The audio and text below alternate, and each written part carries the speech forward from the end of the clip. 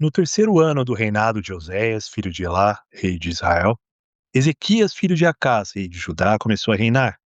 Ele tinha 25 anos de idade quando começou a reinar e reinou 29 anos em Jerusalém. O nome de sua mãe era Ábia, filha de Zacarias. Ele fez o que o Senhor aprova, tal como tinha feito Davi, seu predecessor. Segunda Reis, capítulo 18, do 1 ao 3. Começa falando então sobre Ezequias. Você conhece a história de Ezequias? Rei em Judá. Ele, como a gente viu aqui, é filho de Acás, um rei que fez mal, que chegou a queimar um filho seu.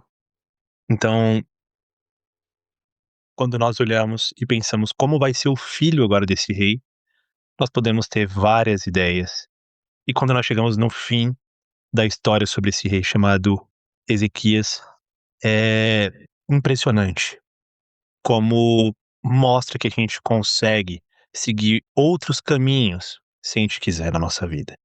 A gente não precisa seguir os caminhos dos nossos pais, se eles não fizeram bem. Tem várias coisas na vida de Ezequias. Se a gente olha lá em 2 Crônicas, capítulo 29, capítulo 30, 31, a gente vê diversas coisas sendo colocadas novamente em prática por esse rei. A gente vê ele reabrindo o templo, arrumando a ordem dos trabalhos dos levitas, purificando também o templo, a adoração sendo restabelecida. O capítulo 30 fala sobre a realização da Páscoa. Eu acho muito bonito esses textos. Para mim tem uma coisa bem legal aqui no capítulo 30, versículo 5 ao 6. Então decidiram fazer uma proclamação em todo Israel, desde Berseba até Dan, convocando o povo de Jerusalém para celebrar a Páscoa do Senhor, o Deus de Israel. Pois muitos não a celebravam segundo o que estava escrito. Por ordem do rei, mensageiros percorreram Israel e Judá com cartas assinadas pelo rei e pelos seus oficiais com a seguinte mensagem. E assim fala a mensagem que estava escrito. Mas é interessante, ele vai também para o Reino do Norte, onde tinha outros dos seus irmãos, né? Mesmo sendo de outras tribos, eram israelitas também.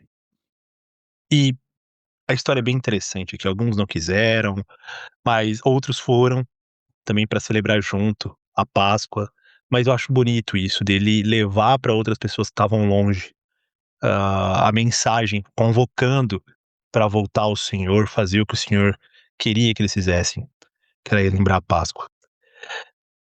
Tem várias histórias muito conhecidas de Ezequias. Eu acho que a mais conhecida é de Senaqueribe, que quer invadir aqui o território de Judá, e é bem conhecido isso, que o rei Ezequias leva ao Senhor essa questão, porque Senaqueribe iria invadir e estava deixando bem claro que ele já tinha feito ah, mal às outras nações, já tinha levado outras nações e que ele tinha todo o poder nesse sentido.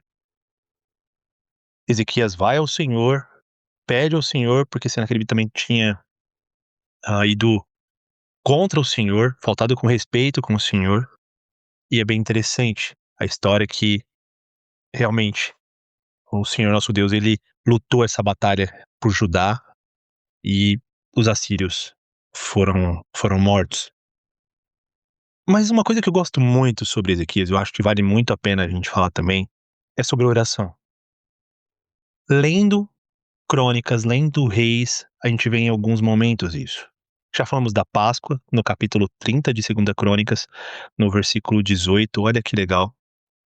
Versículo 18, embora muitos dos que vieram de Efraim, de Manassés, de Zacar, de Zebulon não se tivessem purificado, assim mesmo comeram a Páscoa, contrariando o que estava escrito.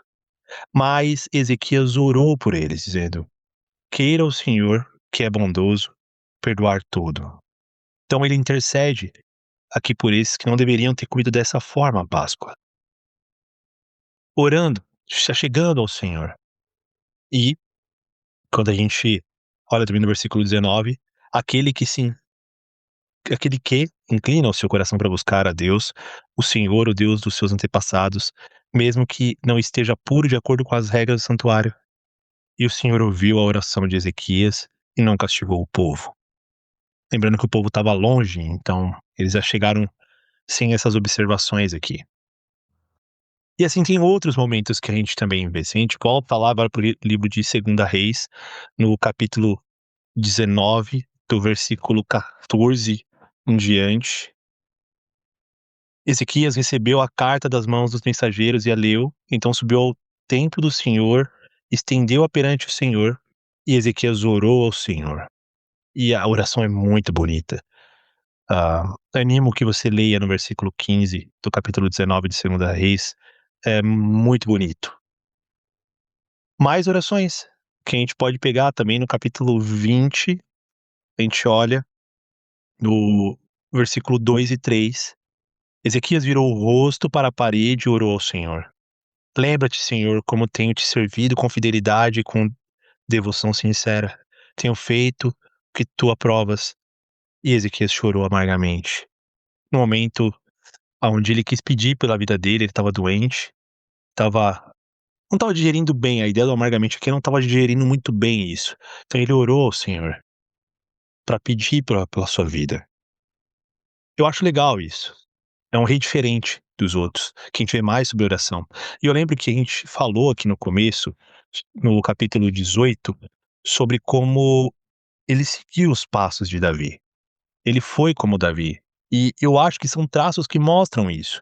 Como ele foi fiel ao Senhor em purificar, ajudar, dar oportunidade para outros de Israel também virem, oração, se achegar ao Senhor no momento de dificuldade, se arrepender quando não estiver fazendo bem. Eu acho isso muito interessante. Segunda Crônicas, capítulo 32, trabalha essa história, onde ele não fez bem, no versículo 26 ele se humilha ao Senhor sobre o pecado dele.